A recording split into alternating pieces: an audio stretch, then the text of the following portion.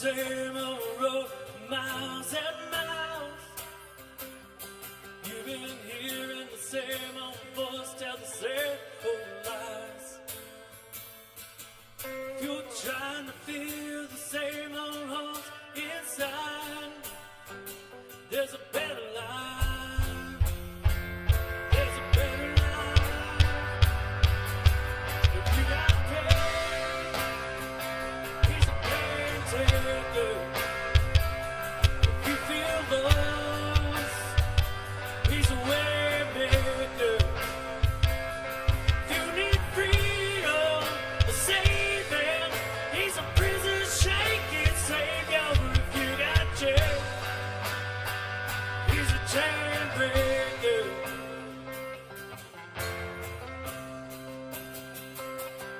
We've all searched for the light of day, the dead of night. We've all found ourselves worn out from the same old fight.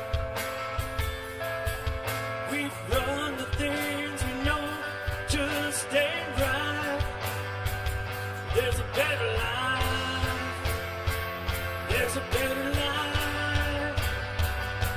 If you got pain, he's a pain taker. If you feel lost, he's a way maker. If you need freedom, a savior, he's a prison shaking savior. If you got chains, he's a chain breaker.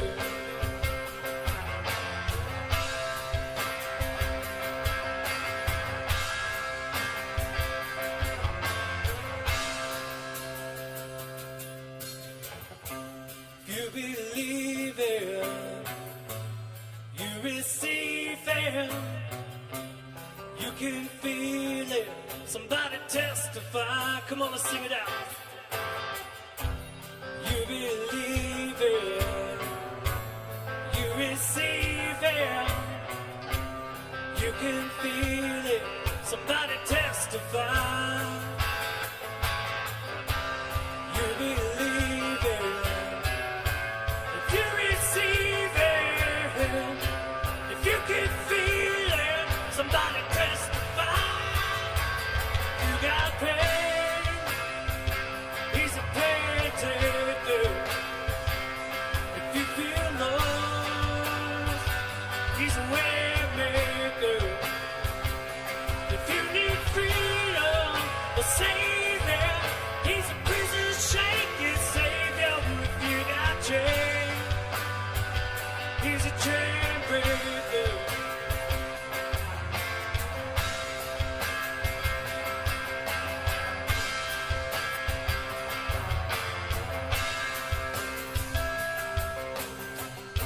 If you believe it, if you receive it, if you can feel it, somebody testify.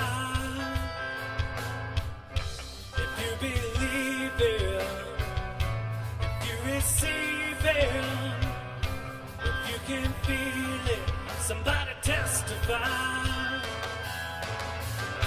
If you believe it, you can feel it, if you can feel it, somebody testify. If you got pain, he's a pain taker. If you feel lost, he's a way maker. If you need freedom, a savior, he's a prison shaking savior. You got chains, he's a chain breaker.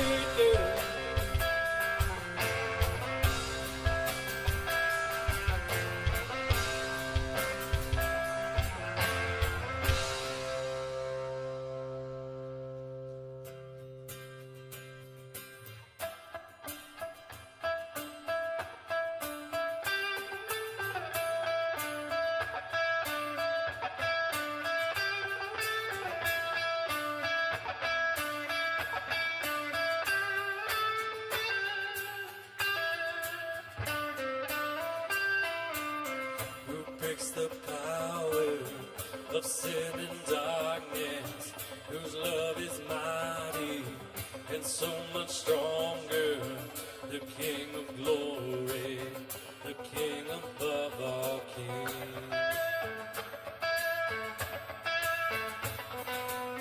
Who shakes the whole earth with holy thunder, who leaves us breathless in awe and wonder. The King of glory, the King above all kings. This is amazing grace. This is unfailing love. That you would take my place, that you would bear my cross. You laid down your life, that I would be set free. Oh, Jesus, I sing for all that you've done for me.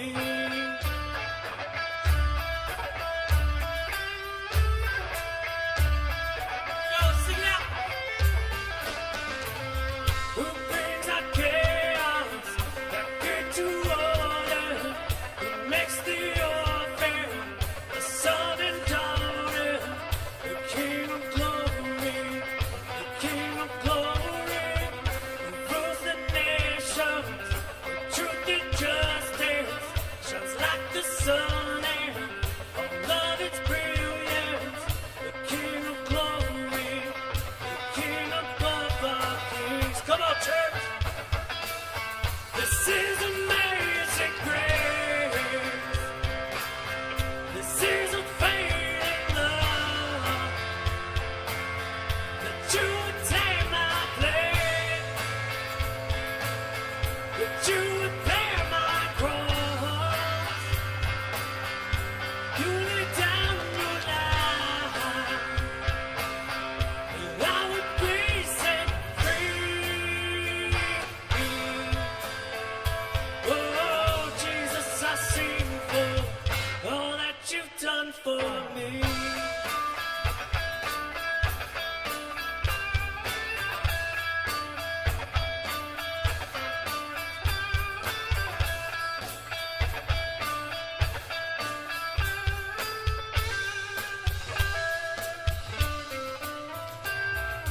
Worthy is the Lamb who was slain.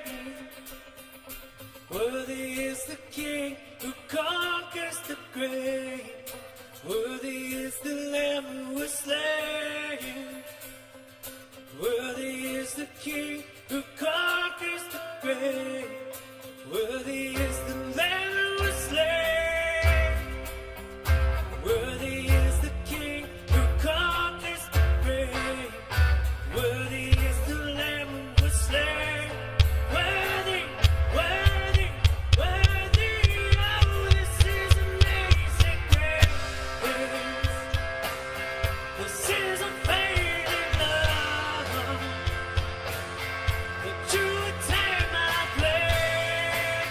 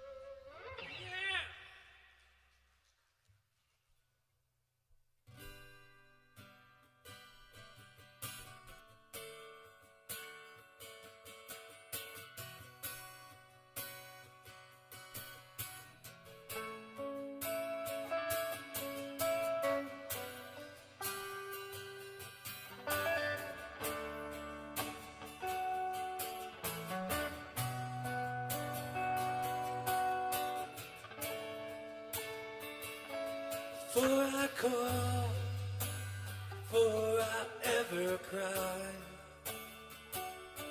Answer me where the thunder hides. Can I run? Heart I'm tethered to. And every step I collide with you. Like a tidal wave crashing over me, rushing in to meet me here. Your love is fierce, like a hurricane that I can't escape, tearing through the atmosphere. Your love is fierce.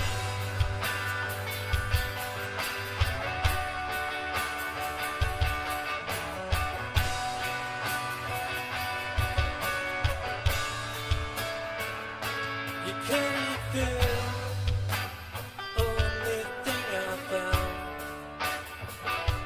is through it all, never let me down. You don't know about relentless in pursuit. Every step I come face to face with you. Like a tidal wave crashing over me, rushing in to meet me here. Your love is fierce, like a hurricane that I can't escape, tearing through the atmosphere. Your love is fierce.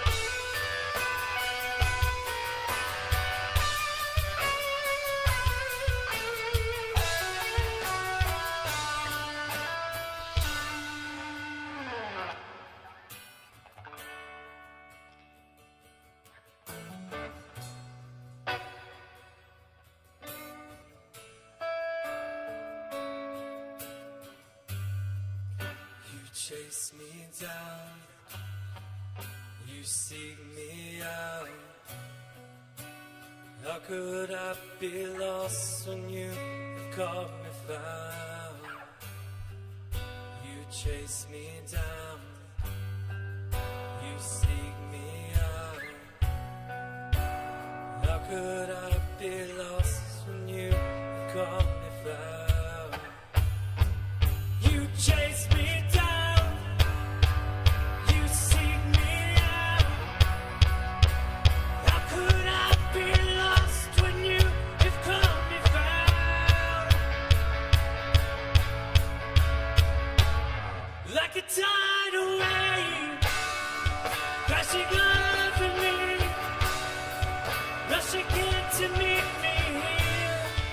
Your love is fierce, like a hurricane that I can't escape, tearing through the atmosphere. Your love is fierce. Your love is fierce. Your love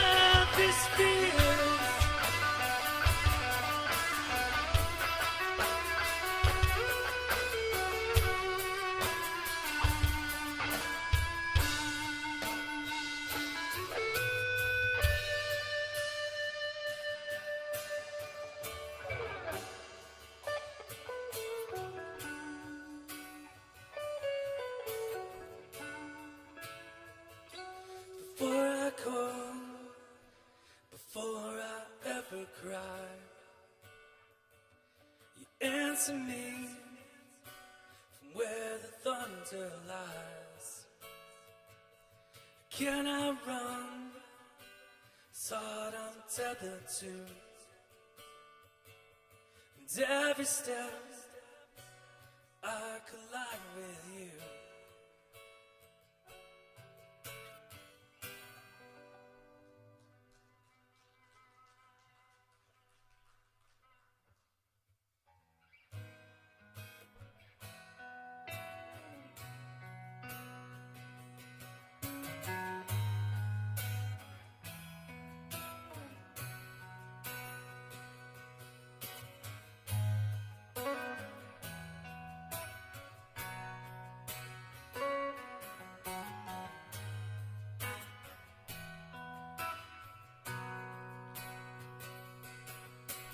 Here's my heart, Lord. Here's my heart, Lord. Here's my heart, Lord. Speak what is true, 'cause I am found. I am yours, I am loved, I'm made pure, I have life, I can breathe, I am healed, I am free. Here's my heart. Here's my heart, Lord. Here's my heart, Lord. Here's my heart, Lord. And speak what is true, 'cause you're strong. You are strong. You are sure. You are life. You endure. You are good. Always true. You are light. Breaking through. Here's my heart, Lord. Here's my heart, Lord. Here's my heart, Lord. And speak what is true. Here's my life, Lord. Here's my life, Lord. Here's my life, Lord. Here's my life, Lord. And speak what is true. Speak what is true. And speak what is true. One more time. Speak what is true. Speak what is true. 'Cause you are more than enough. You are here. You are love. Declare it this morning. You are hope. You are grace. You're all I have. You're everything. You're more than enough. You are more than enough. You are here. You are love. You are hope. You are grace. You're all I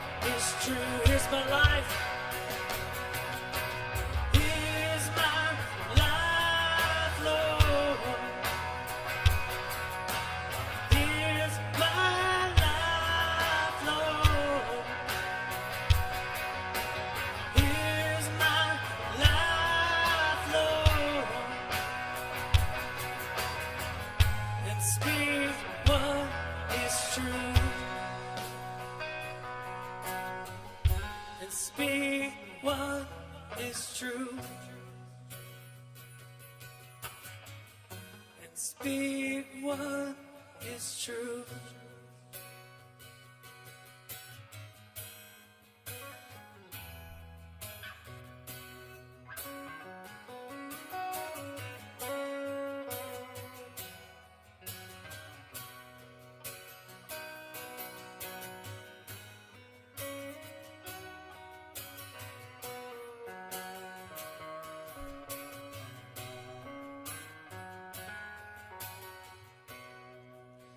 You are more than enough. You are here. You are love. You are hope. You are grace. You're all I have. You're everything. Here's my heart. Here's my heart, Lord. Here's my heart, Lord. Here's my heart, Lord. And speak what is true. And speak what is true. And speak what is true. Amen. You lift up a shout to the Lord. Have a seat.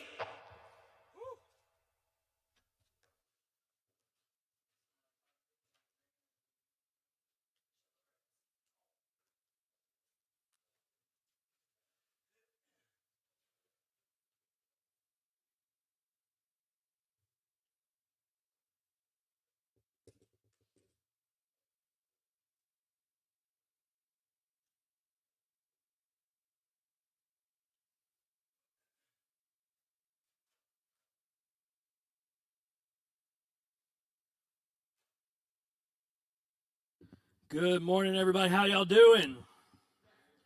Good. Good.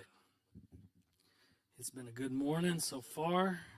That last song we didn't even practice. I think we should never practice.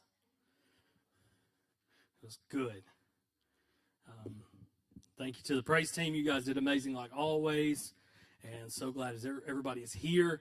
If you missed last Sunday night, you missed awesome, awesome food. I am so sorry. There were no leftovers. Like, I was sad. I had hopes of just carrying home like wheelbarrows of brisket. And man, everybody came and everybody ate well, and it was gone. But it was a good week, and now we're back and we're ready to learn this morning. Last week we talked about how to keep going when you just don't feel like it. For many of us, we kind of get into those ruts in life where we're like, hey, you know what? I don't feel like it. And this week we want to build off of that. And I'm really excited about this message and building off of that topic of how to keep going even when you don't feel like it. And this week we're going to talk about how to refuel. How to refuel. How to keep going. And so I'm excited about this message, so I want it to be really good. And then usually in church, nobody tells you, hey, that stinks. Except sometimes people will tell you, hey, your voice sounds bad on that song, and I hate it, so we shouldn't sing it. So I know that one person will tell me, hey, that message, I've heard better. But everybody else will be like, oh, yeah, that's good. So this week we're going to talk about how to refuel, how to keep going. If you came in this morning and you thought, man, it looks a little different. That's because Sam and Mary, Joseph, there was a couple of us that got in here and made it a little more festive. Kendall hung the garland with care, and I think Dale sat on it. But that's okay, we'll fix it, and it'll look beautiful again. But thank you to you guys who came in and helped get stuff kind of sorted out and looking beautiful. And you came in this morning and you thought, man, it looks pretty, it's Christmas time. Well, I should have that Christmas cheer, that Christmas spirit. But really, a lot of us, we get into these kind of ruts, these feelings like it's just like, hey, I don't really feel like doing this year. I've had those times where I'm like, man, I wish we could skip Christmas and just go ahead to spring. So we're going to talk about refueling. Before we start, I want to get like a poll going, a quick poll on, in your vehicle, how low do you let your tank get before you refuel? Now for me, when I get to about between half and a quarter, I start looking for the gas station. My car gets 36 miles to the gallon. I could make it a pretty good ways. But when I see it get below half, almost to a quarter of a tank left, I'm like, hey, it's time to stop. Becky, on the other hand, she likes to run hers until, you know how yours says 50 miles until empty? She runs hers until it just says dash, dash, dash. It's gone past 50, 20, 10, 5. It's pretty much just shrugged its shoulders and gone, I guess you know better than I do. Where are you at when it comes to that? When do you refuel your vehicle? Do I got any half a tank folks? Couple responsible, 3, 4 responsible people. Quarter of a tank. Oh, here we go. How about dash, dash, dash people? So many of y'all just running on the wild side, living on a hope and a prayer. As crazy as it seems, our lives are a lot like those fuel tanks inside of our vehicles. And for many of us, we run low and run empty and run on fumes often, more often than we want to admit. And so this morning I want to talk to you not so much about refueling your car, but about when to refuel and how to refuel your lives. Before we start talking about how to refuel, we want to talk about maybe the top 10 reasons on why you run out of gas. Why you and I run out of gas. And if you hear one, maybe I'm going to read a couple of them and they're going to jump out at you. 3 or 4 of them might jump out at you and you say, you know what, that's me when it comes to my life and even my vehicle. So if you want to write down these or just write down the ones that stick out to you, we're looking at the top 10 reasons why you run out of gas. First thing is not starting out on a full tank every day. I mean, every day, if we started out in our vehicles and in our lives with a full tank of fuel, full tank of gas, it's really hard to run out. On the average day, I probably drive 100 to 150 miles. If I start every day with a full tank of fuel, I don't have to worry about running out of gas. And the same goes for our lives. Number 2, reasons why we run out of gas, because we're too busy to refuel. I got to go here, and I got to go there, and I've got to stop over there, and then, oh, well, they just called. I need to go do this. We get too busy to refuel. Number 3, we ignore the owner's manual, and we push the vehicle farther than designed. Refer back to dash, dash, dash. I guess you know better than I do. We ignore the owner's manual. We push farther than designed. In life, this is why God wrote in the Sabbath, that we all need those days of rest, relax, and worship. Number 4, we're unaware of hidden leaks that drain our tank. There's 2 main leaks in our lives that drain our spiritual, mental, physical, emotional gas tanks, and those are relationships and responsibilities. We're unaware of those hidden leaks that drain us. Number 5, being in a hurry. I can't waste time by stopping at the gas station. I got to go. And then we waste a lot of time when we're calling a wrecker or somebody to bring us a can of fuel. Number 6, we don't pay attention to the gauges. This has been my problem, especially in Becky's new car that we got. Like, I don't pay attention to the gauges in there. And my car like starts beeping and you see the gas gauge right in front of you. Hers is kind of hidden, I guess. It's not my line of sight. And when that thing kicks on and starts beeping and saying you're low on fuel, like I start freaking out. My heart misses a beat. I'm like, oh no, we're in trouble. Sometimes we don't pay attention to the gauges in our vehicles. Sometimes we don't pay attention to the gauges in our life. What are some of the gauges in our life that we have to help us know that, hey, you're starting to get low on fuel? Your sleep patterns. You know, if you're having trouble sleeping, that may be because you're running your tank too low during the day and you're getting too stressed out and too worried, having too much anxiety. Your irritability is one way that you know that your tank is getting low. People start saying, well, I don't understand why you're so grumpy. That may be because your tank is not full. In your relationships, sad to say this one, but your weight and my weight can sometimes show that I'm not paying attention to the gauges of what my life is telling me. Some of us are stress eaters. I like a little ice cream at night, and especially if I'm stressed, that's like, oh, let's get a big bowl of ice cream. Or let's don't even get the bowl. Let's just get straight to the tub. Our weight can tell us our attitude, our generosity, worship attendance. We see this in churches a whole lot. People will lose their focus, their gas tanks will get low, and then what do? They stop coming to church. They're like, hey, I got so much going on. I've got to keep this ball rolling. I got to keep the plate spinning. And so their worship attendance will mess up. And our patience will get thin when we don't pay attention to the gauges that are in our life. Number 7, you cannot keep your tank full or keep it from running empty faster if you're overloaded. If you carry too much weight, that means sooner you're going to run out of gas. Joseph has a cool truck outside. Joseph, how many miles to the gallon do you get just driving around town? 12, 13. How many you get when you go to the ball games and pull your camper?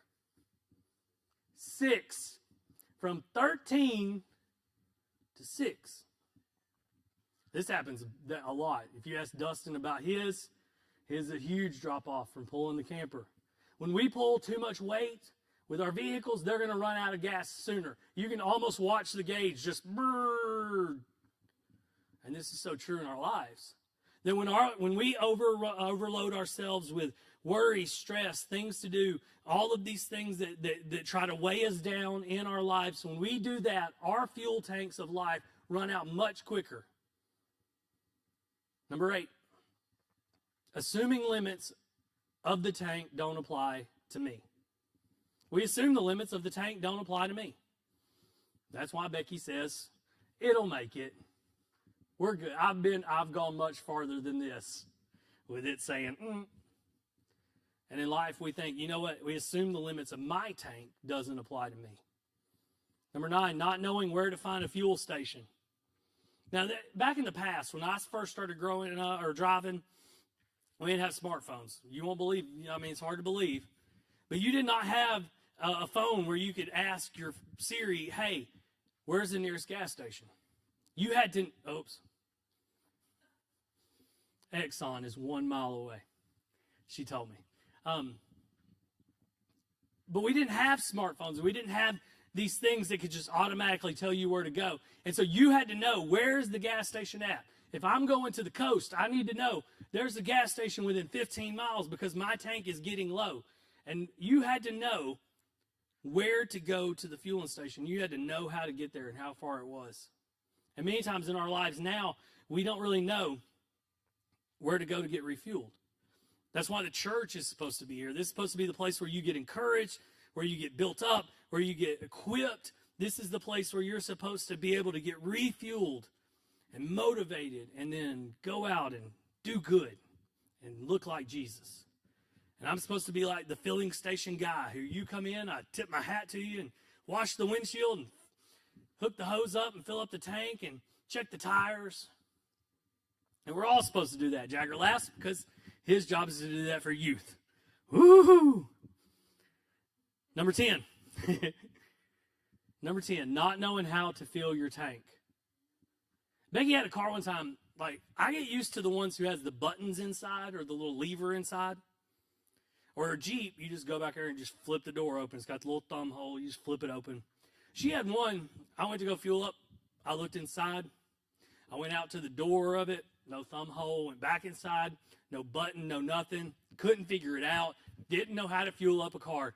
Grown man, have a beard, don't know how to gas up a vehicle. Finally, I pushed the door, and it popped out. And there was no cap, like it was the coolest thing ever. But I didn't know how to fuel the car up for a moment. And for many of us, this is how we live our lives. We go from one movie, one trip to the beach, one vacation, fun thing to another, but we don't really know how is it that I'm supposed to refill my tank? How am I supposed to keep myself going? Because me and you, if we're truthful, the world is trying to empty us out all the time. We feel drained, we feel worn out, emotionally empty, spiritually empty, mentally worn out. And all throughout the Bible, we see guys who this is what happened to them.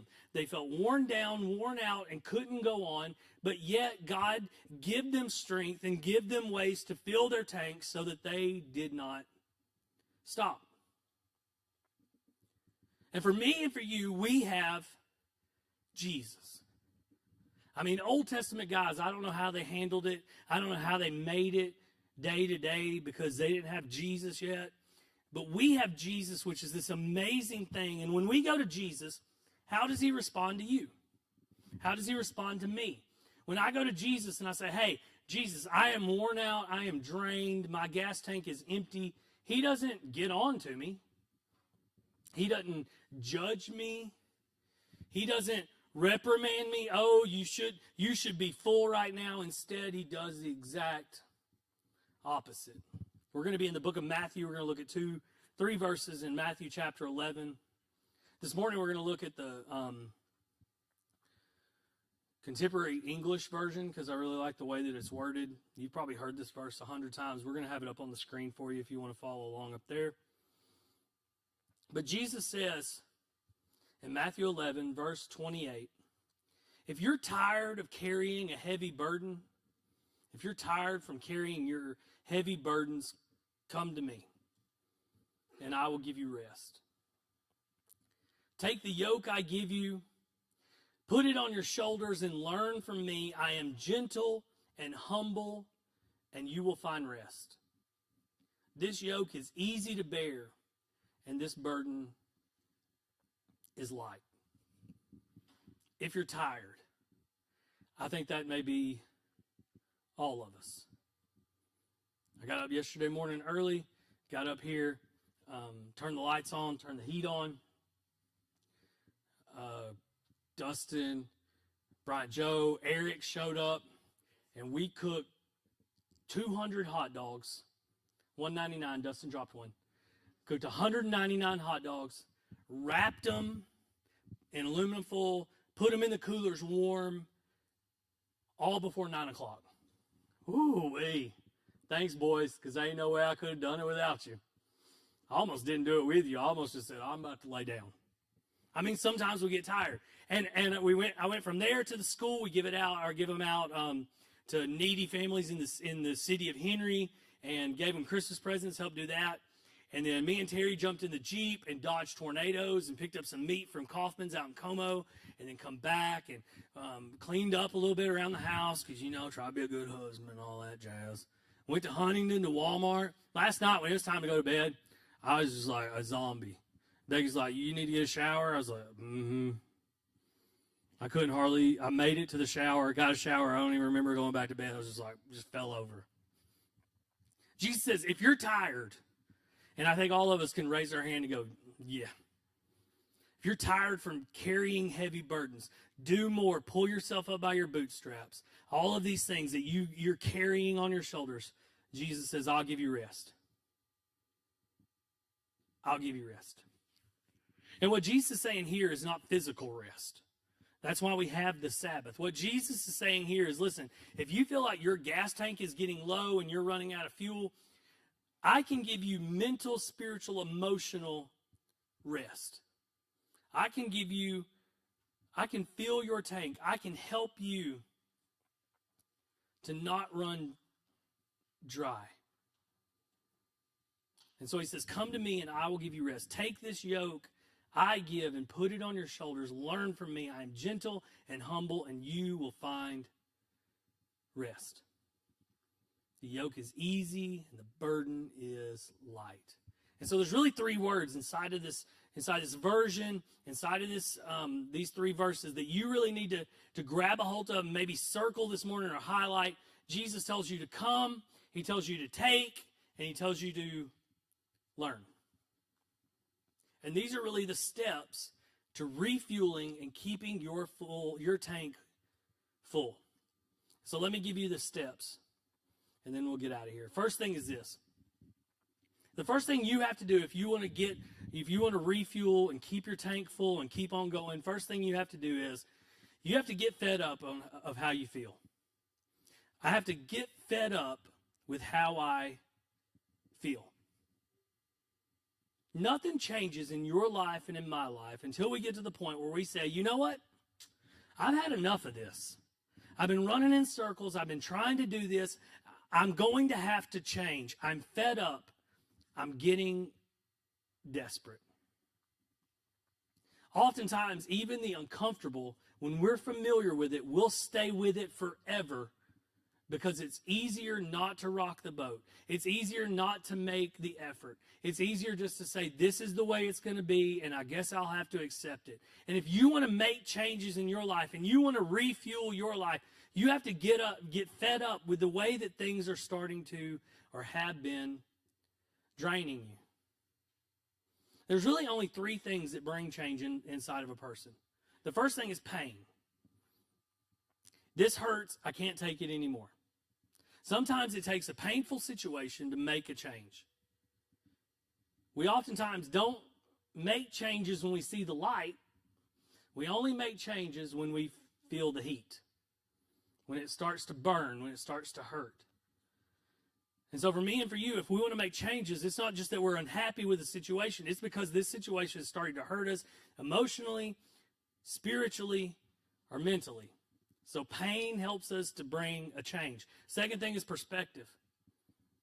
I love the story of the prodigal son. He ends up spending all of his inheritance on women and booze and all wild living. And then he starts feeding these pigs, which pigs were just terrible to Jewish people. And at one point, he looks at the pig's food and he goes, you know what?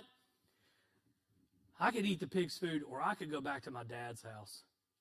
Even the servants live better than I'm living right now. And the Bible actually says that he says he had a change of perspective. It says that he finally came to his senses.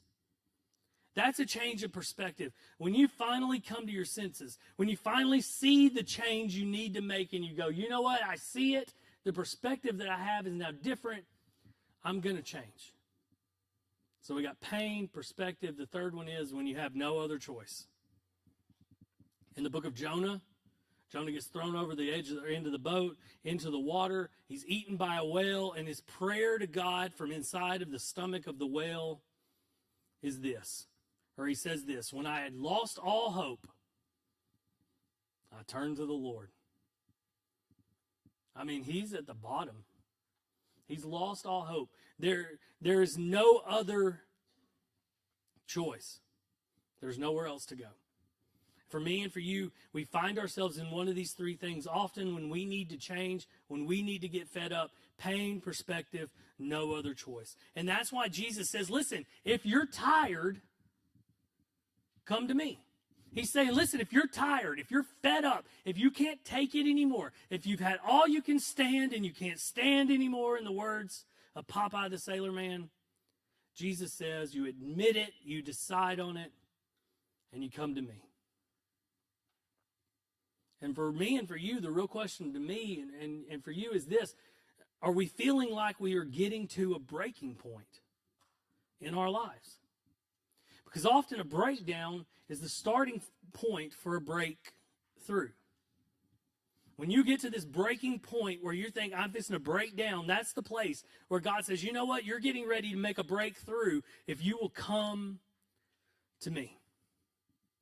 The only problem is a breakdown often gets wrapped in pride, and we get to the point where we say, you know what? I think I can fix this. I think I can keep this ball going. I can keep it rolling. And so Jesus says, if you're tired, come to me. So once we admit we're fed up, we're ready to go on to step two. Step two is this. We come to Jesus. That's a tough one. I mean, that's a deep one. That's a tough one. That's one of those Jesus-y, churchy answers. We admit we're frustrated. We admit we're broken. We admit we're hurt. We admit we're full of shame. We're exhausted. We take these things to Jesus. And Jesus says, if you're tired from carrying heavy loads, come to me and I will give you rest. What I love is Jesus doesn't say this, come to me and I'll give you religion. Because religion doesn't help us. Come to me and I'll give you rules. Come to me, I'll give you rituals. I'll give you regulations. I'll give you all these steps. He says, you come to me and I can fix it. It's not better time management. It's not a program. It's not a step-by-step process, but it's not a pill. Jesus says it's me. And in the Bible, people came to Jesus for all kinds of different reasons. Some of them good and some of them bad. Some people came to Jesus because they needed healing and others needed forgiveness and some wanted advice and people wanted eternal life. Jesus didn't care why people came to him. He only wanted people to come. And he says to me and he says to you, I will give you rest. I'll give you rest for your soul.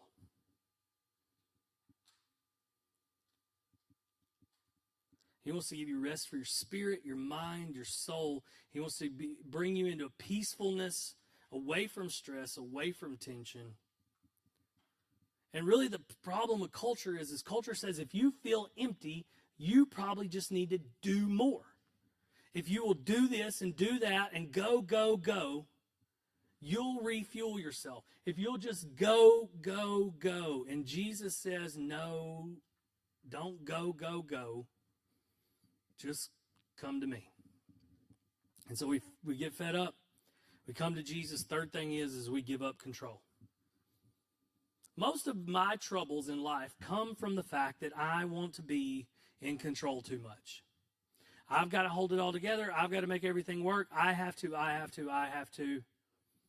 And then when I'm not able to, I feel empty. Me and you, we often feel empty because of this. Jesus says, take my yoke upon you. Now, this yoke word is a very deep subject because many of you, what do you think of when Jesus says, take my yoke upon you? I think about chickens. It's like he's saying, crack this egg, anoint yourself with this egg yolk. That's all he's talking about. That's why I brought my 2x4 today.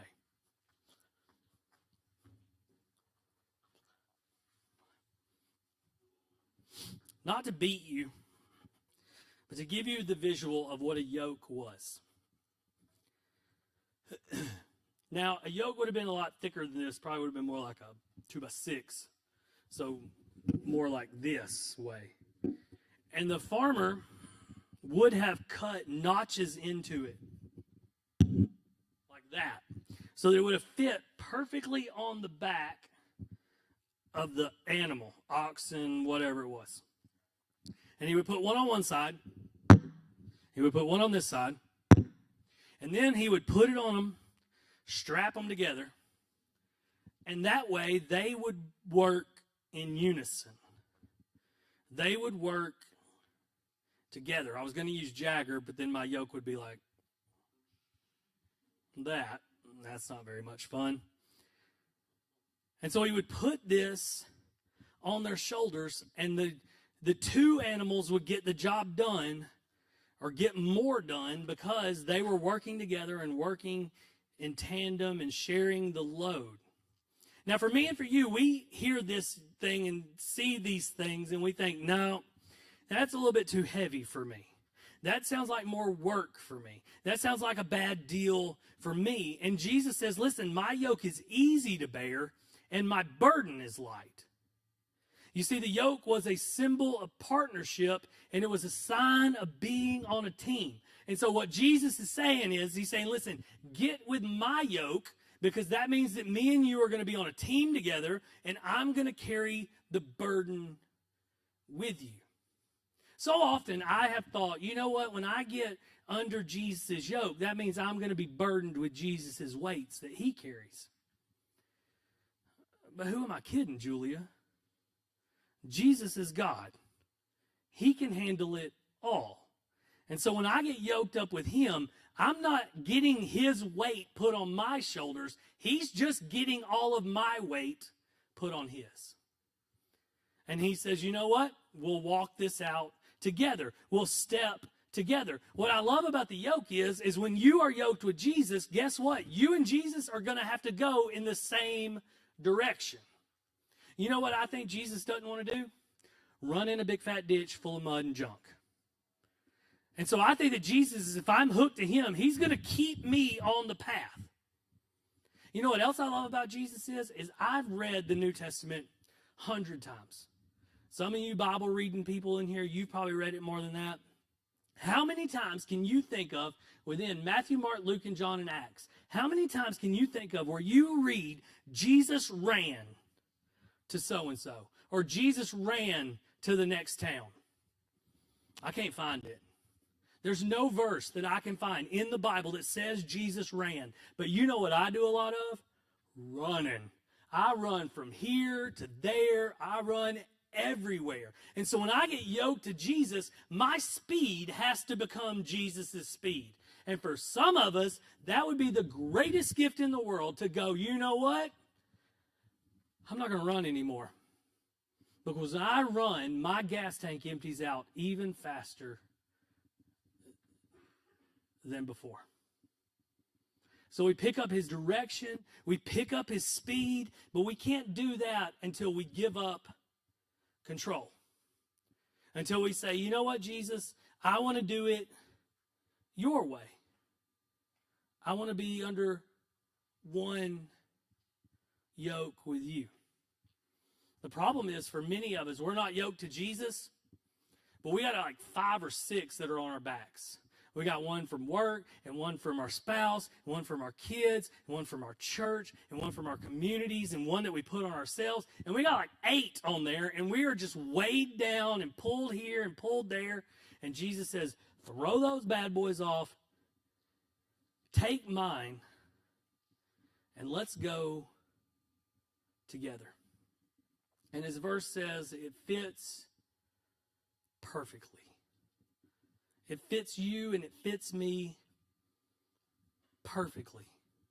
But if we're going to do this, we have to give up control. 4th thing is we got to learn to trust.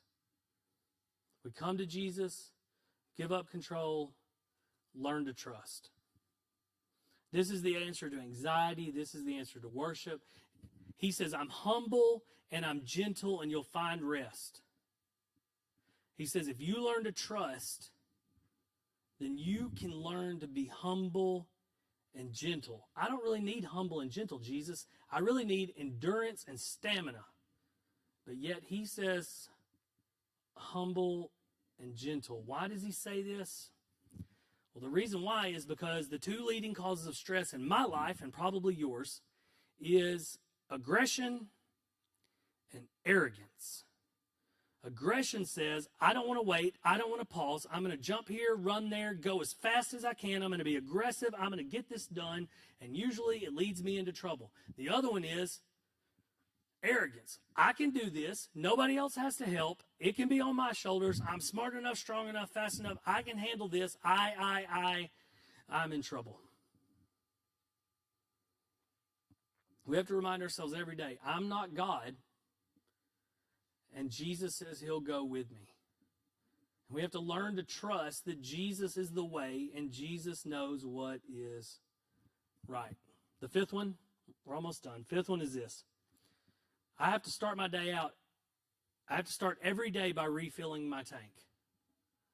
I have to find a way to refill my tank and start my day every day refilling my tank. For some of you, that means reading your Bible. For some of us who run too hard too quickly in the mornings, that means that we have to find just that quiet time where we're driving to work or we're driving to the next place or we get in our office and close our door, whatever it is. We've got to find that spot early in the day where we say, you know what, God, here I am. I'm with you. Let's go do this together. And so every day we have to start our day every day by refilling my tank. Number 6, last one, we stay connected to a spiritual or my spiritual family. Staying connected to others is the greatest way to help me be encouraged, stay on the path, and to stay close to Jesus.